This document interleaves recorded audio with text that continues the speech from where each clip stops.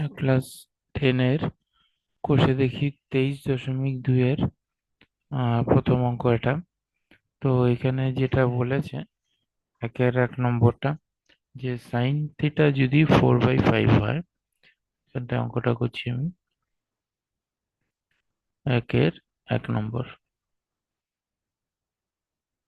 Sign theta equals to 4/5 এটা দেওয়া আছে। তাহলে cosec theta by 1 plus cot theta, এটার মান কত? তো আমরা জানি সাইন থিটা যদি 4/5 হয়, তাহলে একটা সূত্র আছে, যেটা হলো sine square theta plus cos square theta equals to 1। সেখান থেকে আমরা লিখতে পারি cos square theta equals to 1 minus sine square theta, আর cos theta equals to root 1 minus sine square theta square. আচ্ছা, এইবার সাইনের ভ্যালু আমরা জানি 4/5। তো সেটা এখানটায় আমরা পুট করে দেব, 1 মাইনাস সাইনের জায়গায় 4/5 স্কোয়ার। তাহলে এখান থেকে আমরা পেয়ে যাব রুট 1 মাইনাস 4 4 16, 5 5 25, রুট 25, 25 বিয়োগ 16, পুরোটা রুট হবে, 25 বিয়োগ 16 3, 9/25, যেটা রুট করে আমার আসবে 3/5। তাহলে cos থিটা হলো আমার, cos থিটা হলো 3/5। cos থিটা পেয়ে গেলাম আমি 3/5। এইবার আমাকে কি করতে হবে? আমাকে এই যে যে মানটা দেওয়া আছে এখানে, সেটার মান বের করতে হবে। Cosec theta by 1 plus cot theta. এবার কোসেক থিটাকে যদি আমি ভাঙি, তাহলে 1/sin theta by 1 plus cot থিটাকে যদি বলি, তাহলে cos theta by sine theta. এইবার আমি যদি এইগুলোর মান বসিয়ে দিই, তাহলে কি হবে? 1/sin থিটা হলো 4/5 বাই 1 প্লাস cos থিটা হলো 3/5 বাই সাইন থিটা হলো 4/5। তাহলে উপরে 1/4/5 মানে 5/4 হয়ে যাবে। নিচে 1 প্লাস 3/5 ইন্টু 5/4 রেসিপ্রোকাল হয়ে যাবে, উল্টে যাবে নিচের এইটা। এই কারণ এই ভাগকে আমরা কি করছি? গুণ করে দিচ্ছি। তাহলে এই 5 5 কেটে গেল। তাহলে থাকলো কি আমার? উপরে 5/4 বাই 1 প্লাস 3/4, 5/4, নিচে যোগ করি 4, 4 প্লাস 3, 5/4 বাই 7/4 সমান সমান 5/4 গুণ 4/7, কেটে গেল 4 4, তাহলে 5/7। এটা হলো আমার অ্যান্সার, যে cosec theta plus 1/1 plus cot theta equals two 5/7। এটা হলো আমার উত্তর। তো এই অঙ্কটা আমাদের কমপ্লিট হয়ে গেল। এবার এই জায়গাতেই আমি 1-2 নম্বর অঙ্কটা করব। তো সেই জন্য এই অঙ্কটার স্ক্রিনশট নিয়ে নাও তোমরা। আর পুরো প্রসেসটাই আমি করে দেখিয়েছি। তো স্টেপ বাই স্টেপ আমি পাশে করেছি, তোমরা নিচে নিচে, একদম নিচে নিচে স্টেপ বাই স্টেপ করতে থাকবে। আচ্ছা, আমি 2 নম্বর অঙ্কটাতে এখন চলে যাচ্ছি।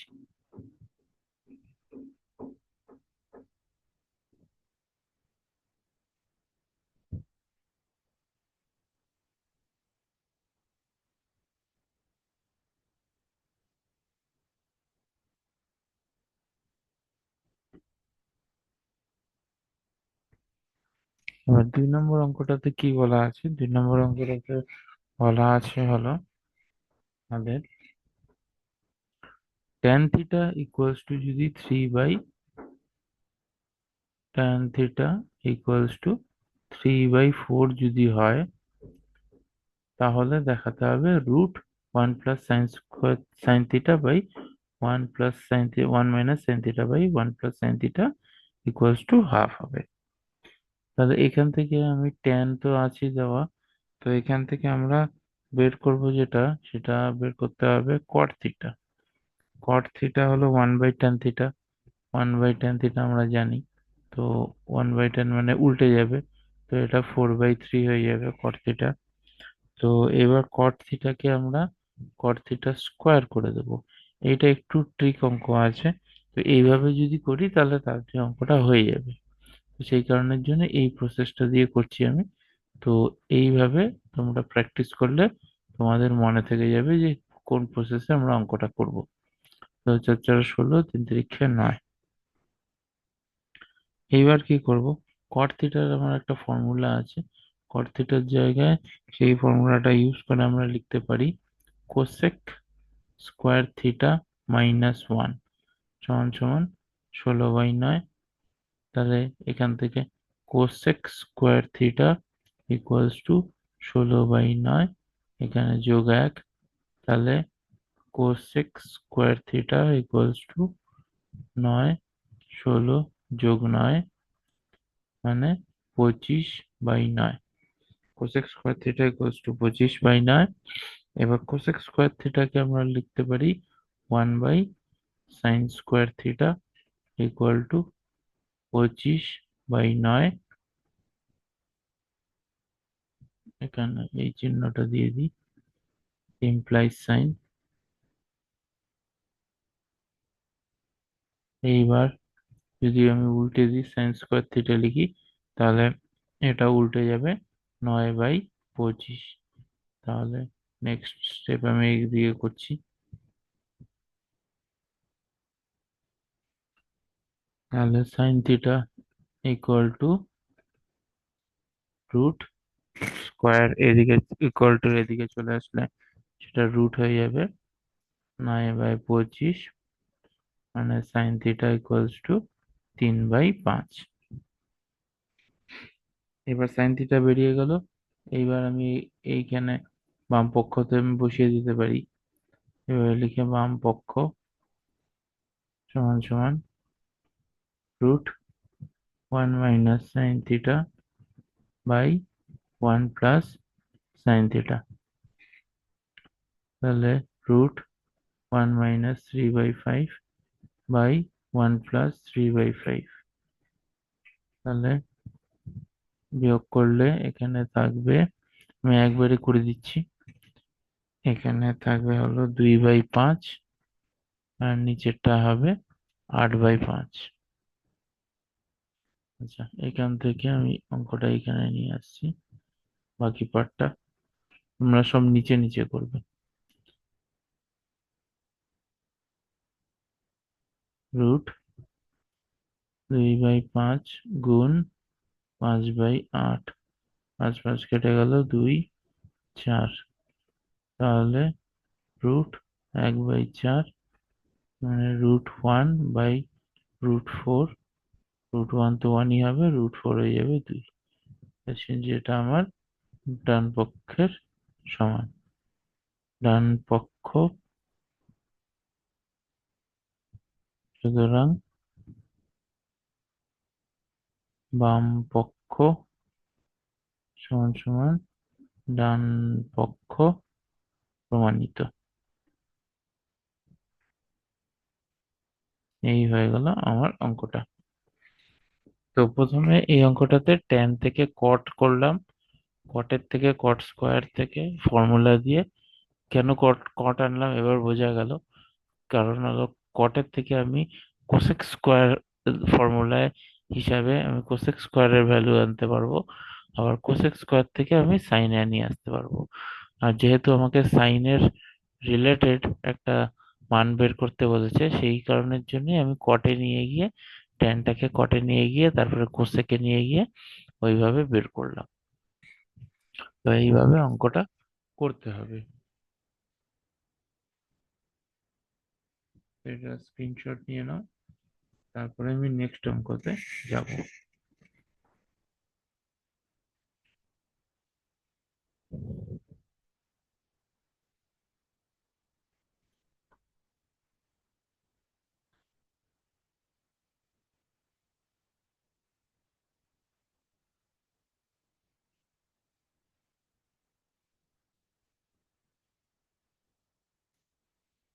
নেক্সট অঙ্ক হলো ট্যান থিটা যদি 1 হয় তাহলে এই পুরো সেটার মান বের করতে হবে। ঠিক আছে।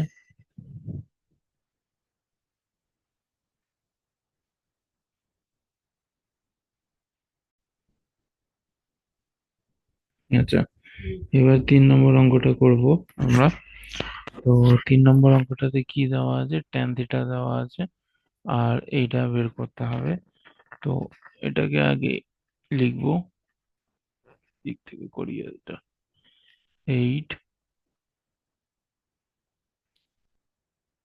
sin θ plus 5 cos θ by sin³ minus 2 cos³ plus 7 cos θ। আচ্ছা, তো এইবার আমরা যদি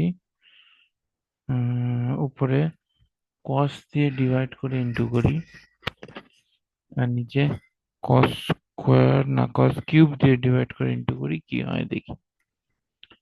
8 sin θ by cos θ plus 5 cos θ by cos θ, এটাকে কমন নিয়ে নিলাম, ইন্টু cos θ, মাঝখানে দিয়ে দিই। এবার লম্বা একটা দাগ টেনে নিলাম, sin³ θ by cos³ θ minus 2 cos³ θ by cos³ θ plus 7 cos θ by cos³θ, এবার ইন্টু cos³θ। কারণ ইন্টু কেন করলাম, কারণ এগুলো তো আমার ছিল না। তো এবার নতুন যখন এখানে এই জিনিসগুলোকে আনছি, তো এই জিনিসগুলোকে তো আমাকে এলিমিনেটও করতে হবে, বাদও দিতে হবে। সেই কারণের জন্য এই জিনিসগুলোকে যখন আনলাম, গুণ যদি এখানে ভাগ করছি, গুণ যদি করে দিই এখানটা, তাহলে এটা কেটে গিয়ে একটাই, মানে কিছুই থাকবে না। তখন আমার যা কোশ্চেন ছিল সেটাই পার্টটা থেকে যাবে। সেই জন্য এটা আমি আনলাম মাইনাস করে। এইবার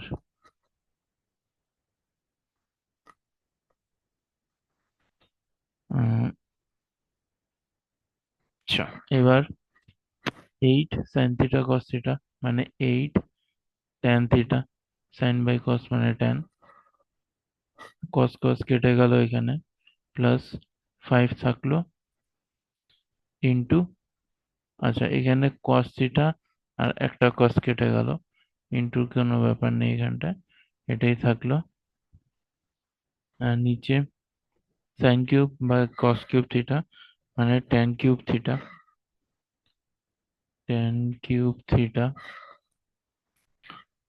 এখানে cos³ কেটে গেল, -2, তারপরে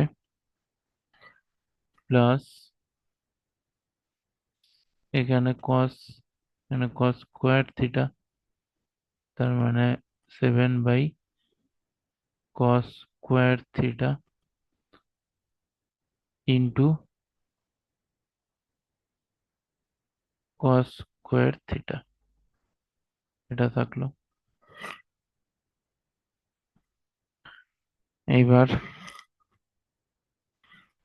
8 tan যেরকম আছে তাই থাকবে, 8 tan θ প্লাস 5 থাক,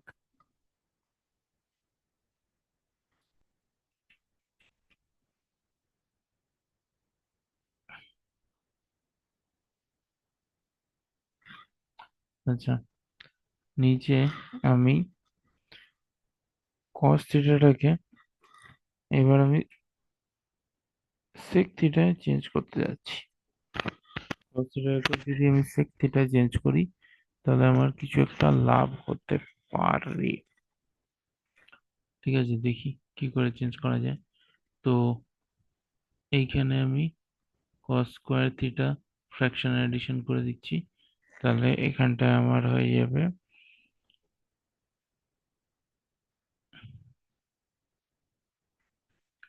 কস tan square theta cos square theta.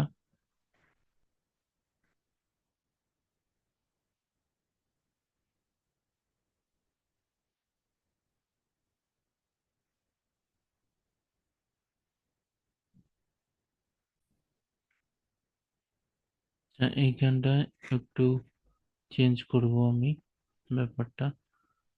এই জায়গাটায় আমি মাইনাস কস দিয়ে করব না, এটাকে এরকমই রাখবো। ট্যান কিউব থিটা মাইনাস টুই থাকুক, আর এদিকে প্লাস 7 1 বাই কস থিটা মানে sec theta, sec square theta হয়ে গেল। আর এখানে 1 বাই কস থিটা আছে, এটা নিচে আছে মানে 1 বাই কস থিটা।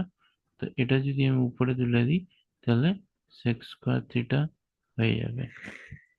ঠিক আছে, এই তো এইভাবে এটা চলে আসলো। তবে এখান থেকে যদি আমি এখানে করি তাহলে, আচ্ছা নিচেই করি, জায়গা হবে না। 8 tan theta plus 5 sec square থিটাকে আমরা লিখতে পারি 1 plus tan square theta by, নিচে হবে ট্যান কিউব থিটা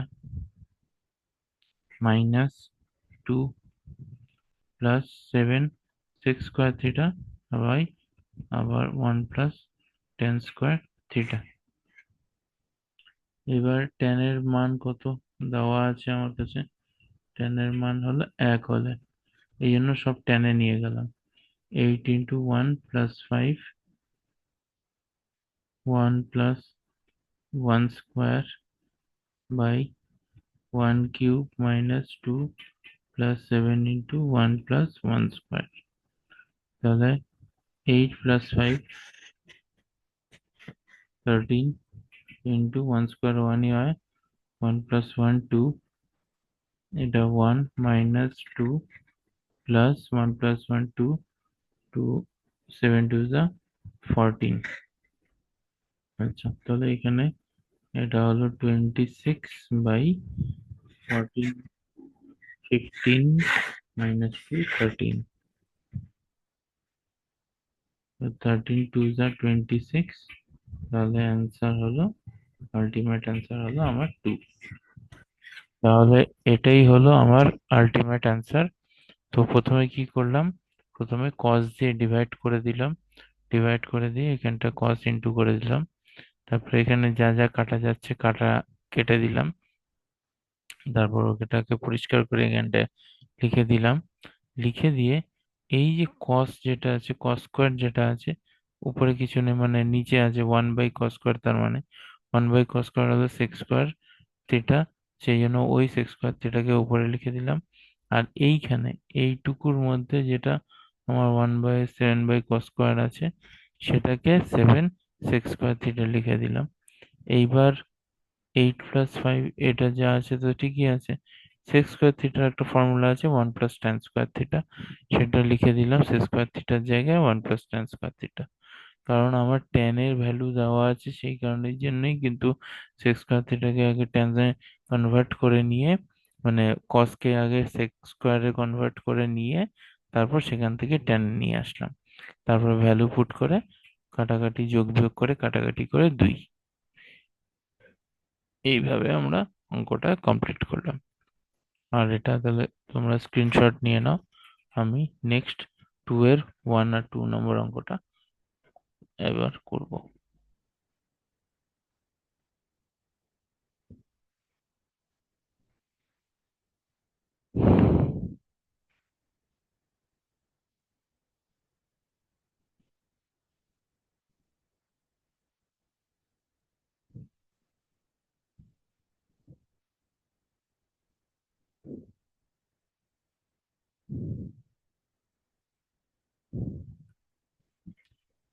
টু এর 1 নম্বর অঙ্ক কি দেওয়া আছে, কোসেক থিটা এবং ট্যান থিটাকে সাইন থিটার মাধ্যমে প্রকাশ করি।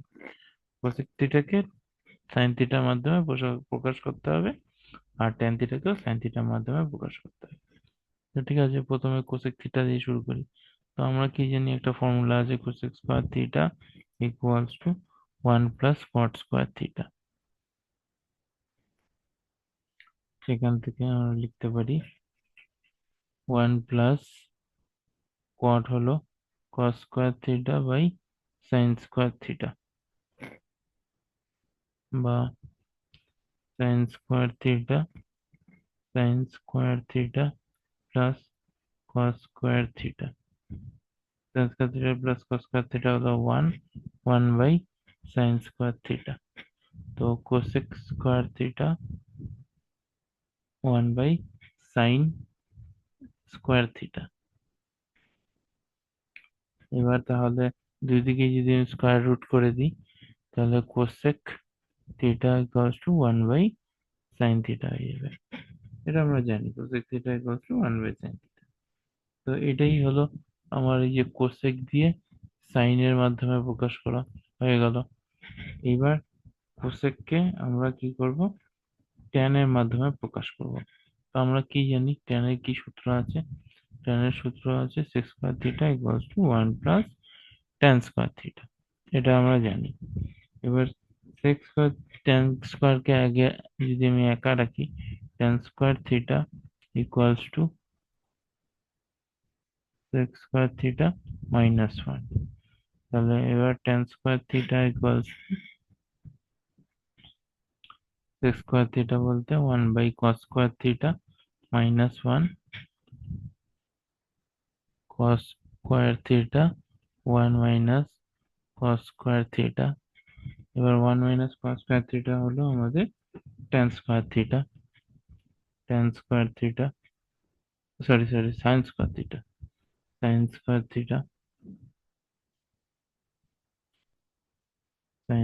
Theta by cos square theta. তো এবার দুদিকেরই যদি স্কোয়ারকে আমি সরিয়ে দিই, তাহলে tan theta equals to sine theta by cos theta. এটা আমরা জানি, ট্যান থিটা মানে tan theta by cos theta. এবার কস থিটার জায়গায় আমরা লিখতে পারি √1 - সাইন স্কোয়ার থিটা। এটা ওই ইসের থেকেই আসছে, sign square theta plus cos square theta equal two 1, ওই ফর্মুলা থেকেই কিন্তু আসছে এটা। তো সেখান থেকে ট্যান থিটার ভ্যালু বেরিয়ে গেল সাইন থিটার মাধ্যমে। এটাই হলো আমাদের উত্তর।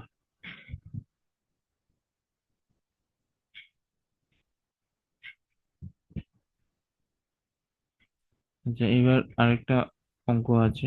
এই অঙ্কটা আমি করে দিচ্ছি না। এই অঙ্কটা হলো 2 নম্বর অঙ্কটা হোমওয়ার্ক থাকবে। তো এবার এই অঙ্কটা যারা পারবে না, তারা আমাকে যদি রিচ আউট করে বা বলে যে স্যার এই অঙ্কটা পারছি না 2 নম্বরটা, তখন আমি এই অঙ্কটা করে দেবো। আপাতত আমাদের 1 আর 2 নম্বরে কষে দেখি 23.3-এর 1 আর 2 নম্বরের পোর্শনের অঙ্কগুলো যেভাবে করতে হয় সেটা আমাদের কমপ্লিট হয়ে গেল।